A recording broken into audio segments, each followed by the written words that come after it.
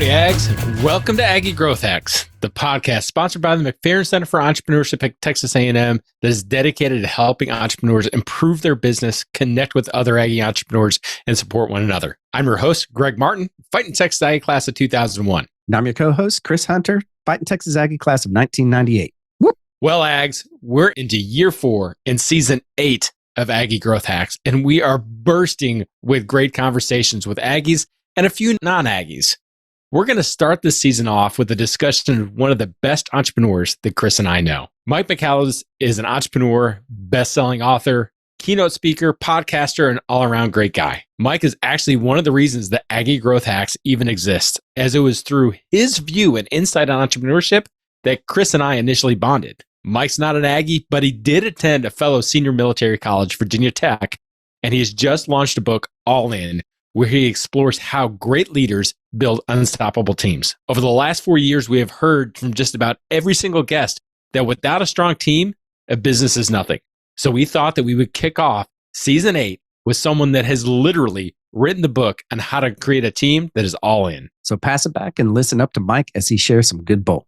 Mike, thank you so much for joining us. We are beyond stoked to have you with us today to kick off Season 8 of Aggie Growth Hacks and Roofer Growth Hacks. Let's just dive into it. You have written another amazing book. So tell us all about All In. Why'd you write it? What did you learn from it? And what can we learn from you? So I got to share one thing. This first is I went to a Texas A&M game this year as you all beat up on Ole Miss. And I think you fired your coach right after, which Mississippi State. Oh, Mississippi, right? Mississippi. That was That's right. Win again, fire coach. Crushed Mississippi State. And as I was driving out, like, oh, coach got fired. I'm like, oh, okay. Well, did you happen to notice the $126 million check that was donated to the university at halftime, and then he was fired? I'm sure there was no coincidence. No coincidence. I never seen so many cheers in my life. Like everyone knew every cheer and the gestures and all this stuff going on. It was the coolest thing.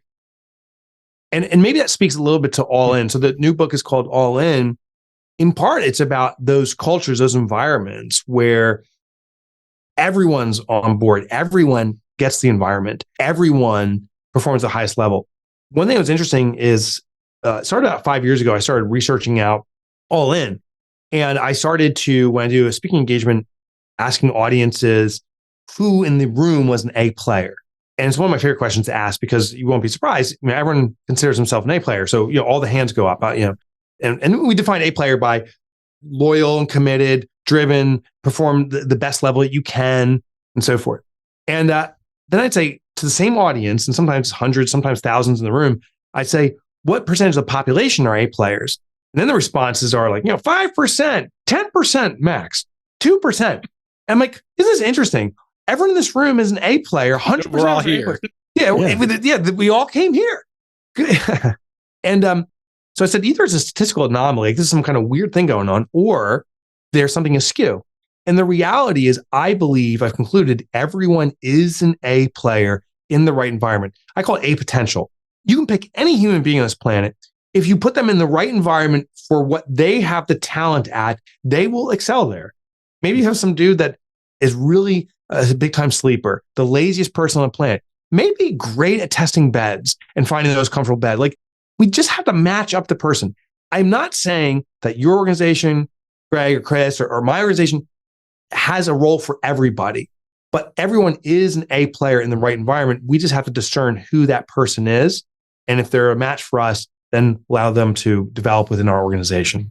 So how do you assess if everyone was the A player? How do you find that right role for that right person? Yep, I got a Texas A&M story.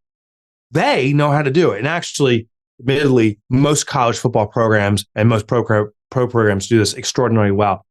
I was looking at how do you find extraordinary talent, and found there's this near $1 trillion industry, sports, that do this. And what you do is they run camps. Now, let's compare it to what most businesses do. Most businesses do interviews. I need a X person. I run the ad. 3 or 4 people come in, and I interview. And usually after frustration, say, "Oh my God, this is the best of the worst." I'll hire them. Could you imagine Texas A&M doing that? Say, hey, we need a new quarterback. Let's interview 3 or 4 guys. No. What they do is camps. And what a camp is when you're in 8th grade or you're starting high school, you get invited to camp. Now they have, 400 or 500 athletes there. Every athlete is then given skills, techniques, and all of them are being trained. So everyone's actually elevating.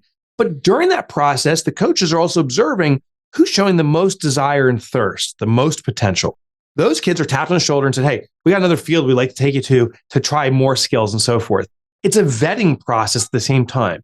What's beautiful about these camps is everyone gets better, but the cherry-picked ones are the ones that are the best fit for your organization because they demonstrated it. I've experienced this myself. I played sports in high school. I played lacrosse. I went to a camp in the northeast of the States, and I didn't get tapped on the shoulder, but some of the kids did, and they played for Hobart, was the university. I got good enough, though, to play in college, and I was a college athlete because of that camp. So the beautiful thing is everyone elevates, and you get to cherry pick who you want for your organization.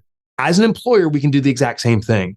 Run workshops. I need to hire a bookkeeper, run a bookkeeping workshop. You don't know how to teach bookkeeping? That's fine. Hire an expert to teach bookkeeping. But the people who show up, A, are interested in bookkeeping. Secondly, you can then find the people who have the desire and thirst and cherry pick them.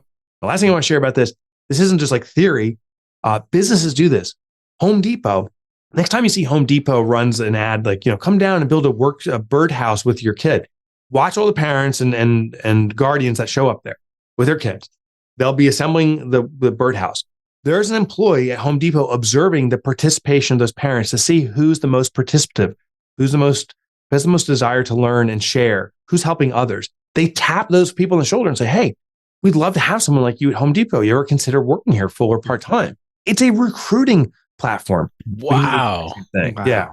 That's pretty awesome. So tell us a little bit about what all in really means. You went through a lot in your book, and what's the formula and everything? I mean, how do you get that all together into a formula to hire and recruit the right people?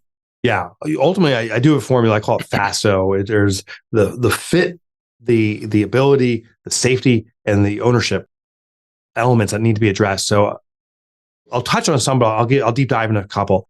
So fit is most organizations simply say, we have this role or this title of receptionist that needs to be filled. Let's interview for receptionist.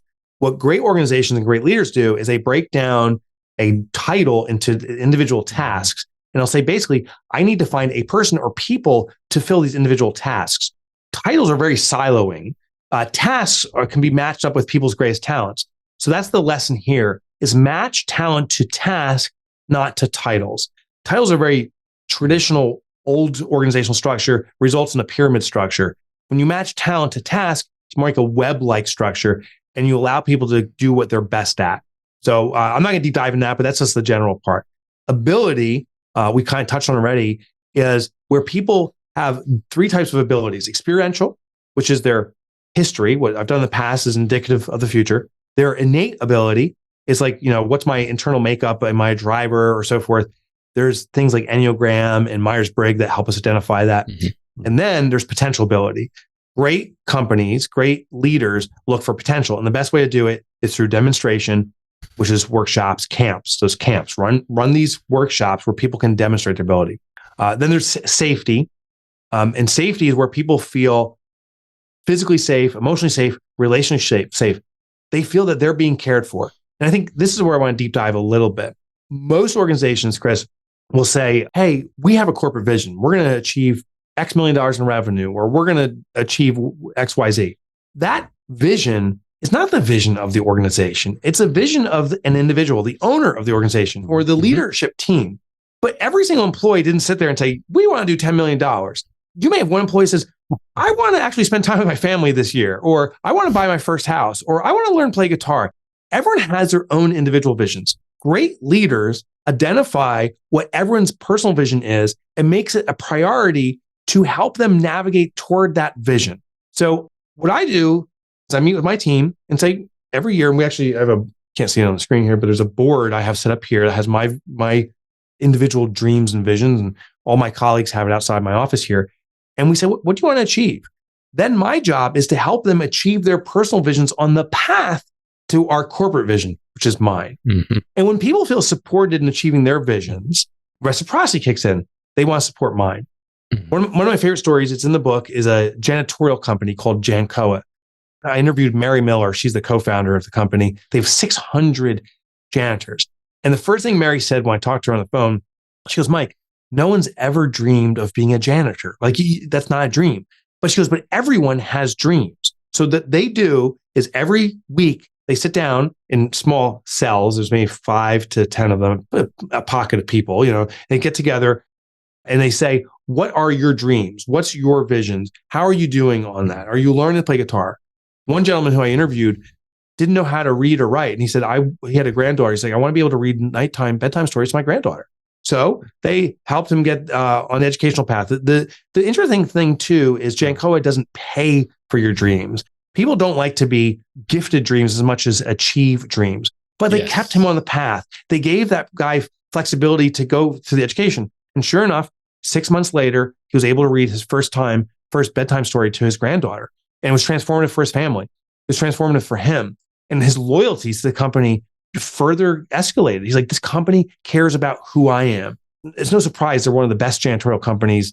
They're in the Cincinnati area, but hands down in their territory because they have such high performance. The retention rate is extraordinary because they care for their people first.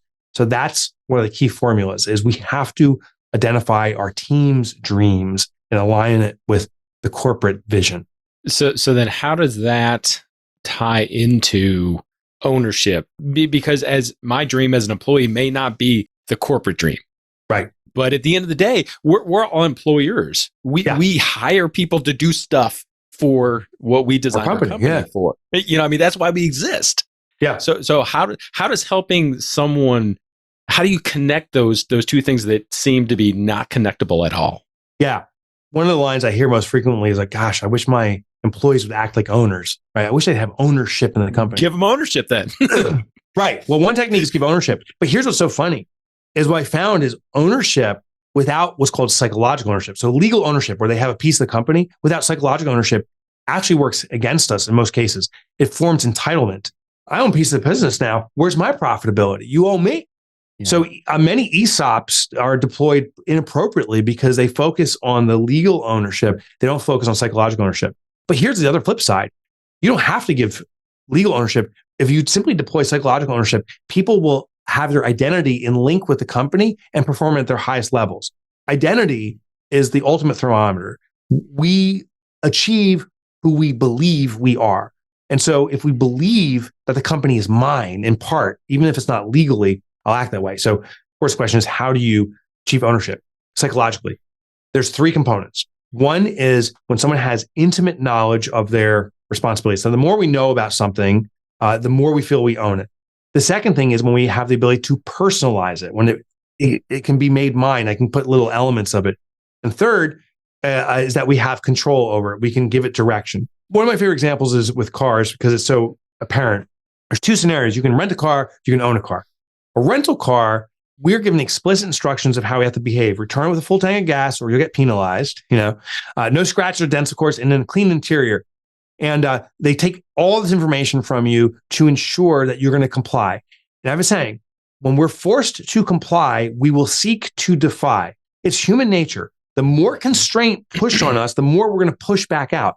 So I don't know how you guys are, but when I leave that, I consider like a DMZ, when you give your license for the 15th time and the lights flash and the gate goes up and the spikes go down. The second I leave that DMZ, I floor it. I skid into lights. I punch it the second it turns green in my little Ford Fiesta or whatever I'm driving. I'll abuse the crap out of that car. The reason is because it ain't mine. And they've given me such explicit control that I'm going to get back at the man. Well, that's what most employers do. Here's your job. You fail to do this, you'll be punished. You have to perform here. You're going to be measured on this. We're going to be tracking. You better do it. Force to comply will seek to defy. Now, the other side is psychological ownership. You guys may own a car. I own a car, but I actually don't even really own it. The bank owns it. I got recently, I'm making my bank payments. So legally, I don't own the car, but psychologically, I do. So my behavior is radically different. I don't abuse the car. After I do a long drive, I'll actually pat it on the dashboard. I noticed, nice job.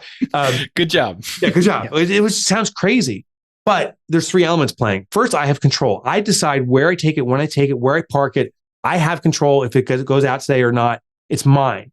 The rental car, there's constraints. Can't take it out of the country. You got to return on such and such day. My car can do whatever I want when I want. I can personalize it. I can slap bumper stickers on it. I can put dice in the mirror. Don't do that with your rental car. You can't do that. I have intimate knowledge. I know how every button is. I can program the radio buttons to be my stations. You don't have that in a rental car. You don't know what half the buttons do. So the car that we own, we have those three elements going on. Therefore, it becomes significant to us. With our employees, give your employees within their realm of responsibility the ability to have ownership, meaning that they can control the direction of something. You agree to the outcomes, but they can control the path. Give them the ability to personalize it. How can they make it more of their own? Allow them to gain intimate knowledge. You do that, psychological ownership sets in. When you start hearing them say, oh, this is my job. This is our company. Those are all words of psychological ownership. If you hear them saying this is your company or this is the job, they don't have that psychological ownership yet. So how do you make that switch then? If you've got an employee that is like that, how do you, because I know that it all comes from us as leaders to start that process, right? And I know in one of your chapters, you talked about good boss versus bad boss. How do we become that good boss? How do we get those employees to get that ownership, in their mind? Yeah. I guess the little rhyme is start slow and let it grow. One of the stories I share in All In is a barbecue house in Texas. It's a barbecue smokehouse owned by a guy named Stephen King.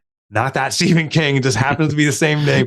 It was kind of funny interviewing Stephen King. And he hired this employee named Joel, who was a C player. And C could be cancerous, like just a bad employee from the get-go. The only reason he even hired this guy was because a friend said that Joel couldn't find a job. Would Stephen do him a favor and just hire this guy, which is, not someone you should hire. Well, what he did was when Stephen showed up, he was filthy, covered with grease, all this stuff. He needed someone to be a waiter. And Joel also showed up about 3 hours late, first day of employment. So Steve's like, go back, clean up. You're going to get one more shot. Come on time. The guy comes back. He's not much better. By the end of the week, he wants to fire him. He keeps him for one more week, but deploys psychological ownership. And what he did was he started slow. He went to Steve on week 2 and said, to Joel, he goes, hey, listen, there's a bar we have in our smokehouse here. And there's this box of straws. And what frustrates me as the owner is when someone pulls the straws out, they kind of explode everywhere and people leave the straws. I want you to own the straw box. The outcome I like us to see is just a neat, organized box. But you determine how you want to manage it, how you want to do it. You have control.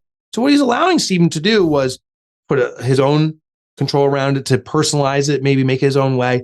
He gave him that sense of authority. And you won't be surprised with that specificity, that small amount, Joel was able to do it and actually did a pretty good job. It was always organized because it was something that was unique to him now. Well, after a few more days, Joel was approached by Steve and said, hey, you want to handle the bar mats too? They're always filthy with beer suds and so forth. And Joel's like, yeah. Well, this continued on. Joel's performance improved, not just in those areas, but all areas because he started having authority over something.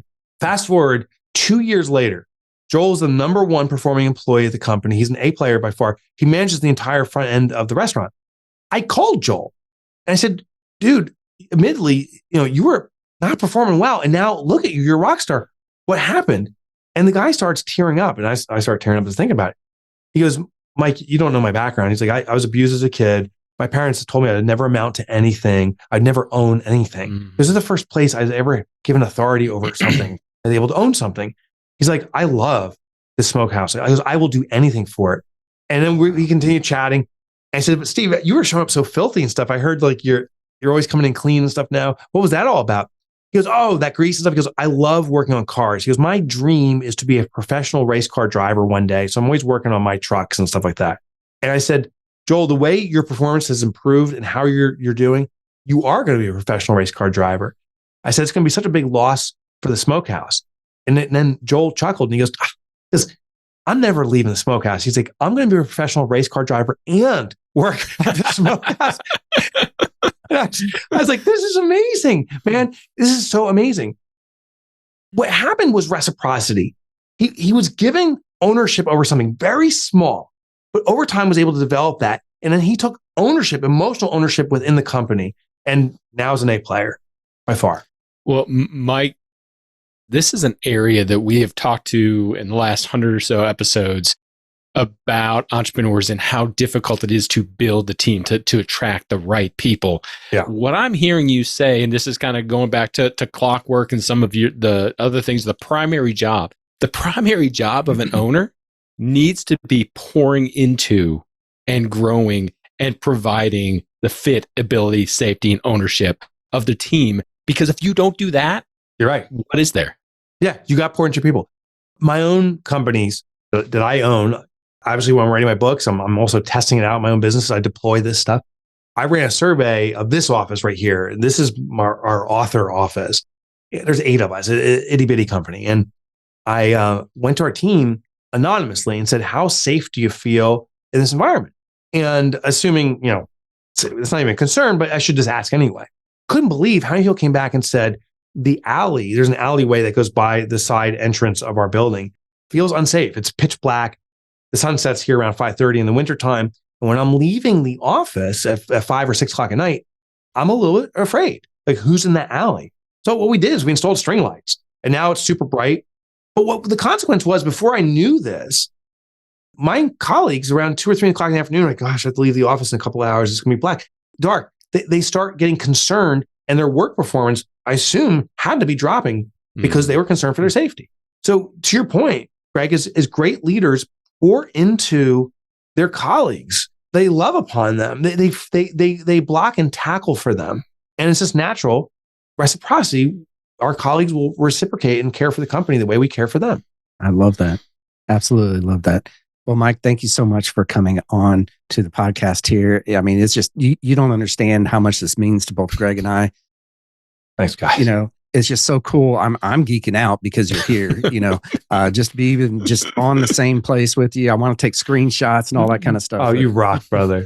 Man, thank you so much for coming on. We really, really appreciate that. Chris, this has been a joy being with you. Greg, being with you. Thank you so much for having me, guys. Well, how about that, Ags? Was that pretty freaking amazing or what? I mean, I'm geeking out here about having Mike Michalowicz on Aggie Growth Hacks. It just blows my mind that someone that I've followed over the years and someone I've read every single one of his books, actually came on the podcast. I got to talk with him, face to face here and almost face to face, on Zoom. But I mean, come on, this is pretty cool, dude. It was rapid fire, but I was just writing, and I've got a ton of takeaways here. What's your biggest ones there, Greg? I don't know if I can nail it down to just one. The two that really struck me, and they struck me in the book as well as in the conversation. The first one was the components of the psychological ownership, and how he talked about you've got to have very clear knowledge of the responsibilities, communicating that to your employees, and trusting them enough to give them control over the outcome, and then that will lead to their ownership of that. And through that ownership, that's when you're going to get additional effort. You're going to get those A players, the ones that go above and beyond. He like one of the examples he talked about in his book is with his team. He has a part-time lady that were having some logistical problems with like books getting shipped to the office. Yeah. So she's just like, well, just ship them to my house. Yeah. And then I'll bring them in.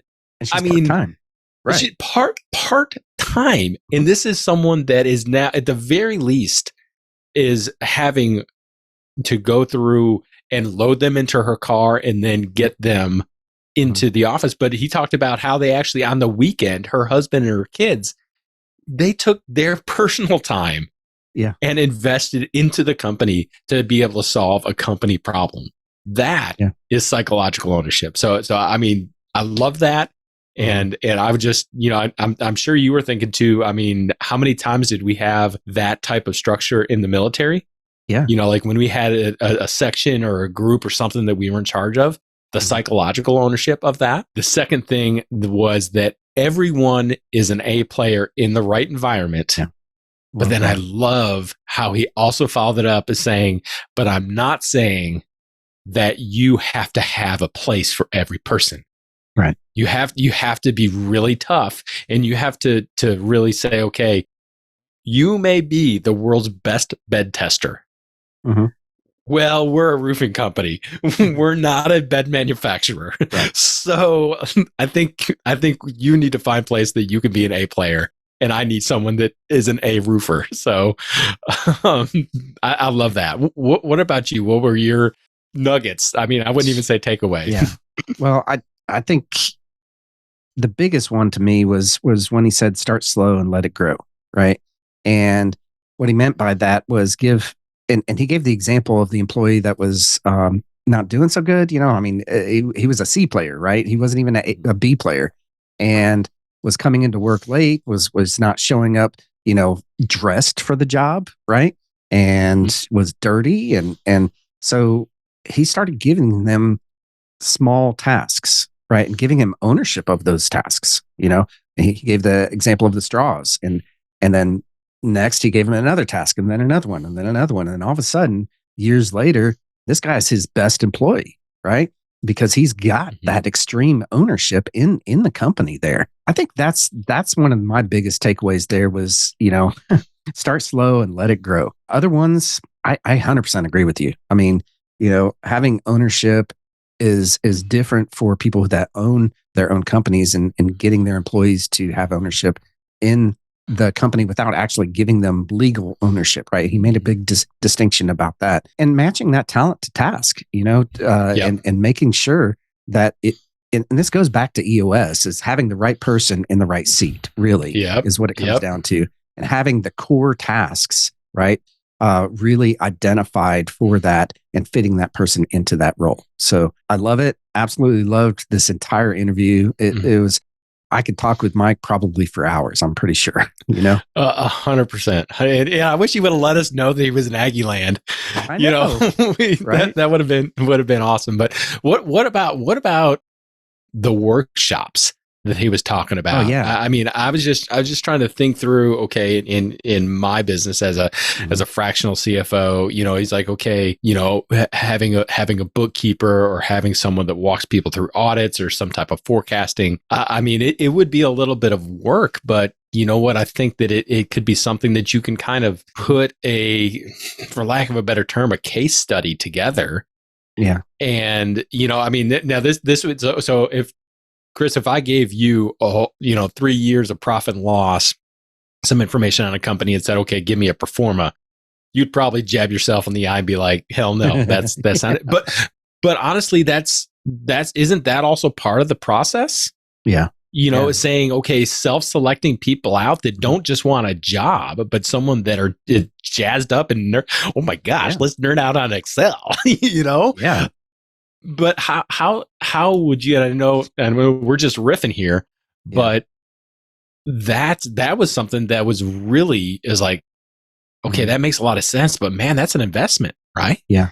Oh, absolutely. And any small business, that's going to be hard task to do, But when you get into a little bit bigger companies that can make that investment, like Home Depot, he gave the example of Home Depot and how they have workshops there. Yeah, I want to go see if I can get a Home Depot job now. Right, exactly. Right. They come and tap you on the shoulder if you're good at making birdhouses or whatever that it is, right? I probably won't get tapped. It'd be like, No. dude, no, I'll make that for you. You're fine. You're fine. You just put the screwdriver down. It's okay, sir. Right. Walk away. Yeah. Maybe you're not fit for this job here. Right. To implement that for a small business, not quite sure about that. I think that you would have to have some resources to be able to, put into something like that. But it's possible, highly possible, you could get with other small businesses and run a workshop that way. Right?